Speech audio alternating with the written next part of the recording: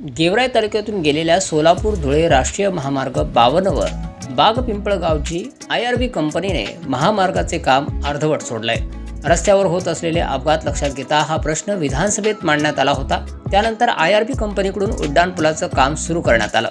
मात्र आता उड्डाणपूल बाग-पिंपळगावपर्यंत करावा, तसेच सर्व्हिस रोडचे काम देखील पूर्ण करावे या मागणीसाठी बाग-पिंपळगाव ग्रामस्थ गेवराई तहसील कार्यालयासमोर उपोषणाला बसलेत। परिस्थिती निर्माण झाली।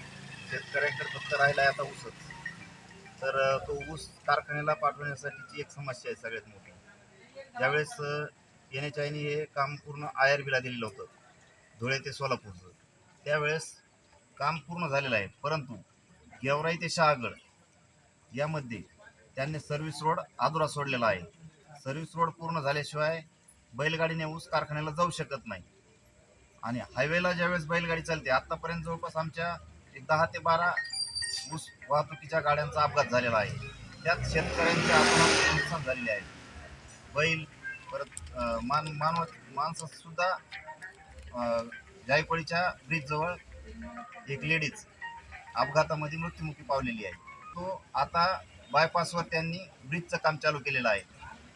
ब्रिज यासाठी केलेला आहे की गेवराईला त्यांनी याआधी ब्रिज करायला पाहिजे होता, गेवराईला येण्यासाठी बायपास काढलेला, परंतु तो न केल्यामुळे डायरेक्ट गेवराईतून वाहन हायवेवर येत होतं आणि तिकडून बायपासची गाडी आल्याच्या नंतर डायरेक्ट त्याच खाली असे बाग-पिंपळगावमधील 2 व्यक्ती मयत पावलेले आहेत। जे झाले बाग-पिंपळगावचे, पण हायवेवरले अपघात असे बरेच झालेले आहेत तिथं। तर आमची मागणी तिथं एकच आहे, तो ब्रिज त्यांनी सध्याला चालू केला आहे आणि पुढं एक 500 मीटरवरच तलवाड्याला जाणारा रोड आहे। तलवाड्याला जाणारा म्हणजे पुढं तो परभणीला जातोय, तर त्याची काहीच व्यवस्था न करता त्यांनी आपलं चालू केलेला आहे आणि याचं 0 पॉईंट फक्त 300 मीटरवर पुढं काढलेला आहे। म्हणजे आज जे इथं बायपासवर माणसं मरत आहेत, उद्याच्याला ते माणसं तलवाडा फाट्यावर मरतील। मग आमची मागणी एकच आहे की हा ब्रिज इथला कॅन्सल करून सर्व्हिस रोडने गेवराईला तलवाडा फाट्यावर तिथं ब्रिज करून सर्व्हिस रोडने गेवराई अटॅच करणे। त्याचा फायदा असा होईल आम्हाला की आमची शेती जी आहे ती अर्धी रोडच्या पलीकडच्या बाजूने अर्ध शिवार, तर उद्या शेतकरी आमचेच मरणार आहेत तिथं। येणाऱ्या जाणाऱ्याचे अपघात होणारच, परंतु जास्तीत जास्त घाटा आमच्या गावाचा आहे। त्यानंतर परत स्मशानभूमी आमची रोडच्या पलीकडच्या बाजूला आहे, तर तिथं आम्हाला एक छोटासा पूल सोडणं त्यांनी गरजेचं होतं।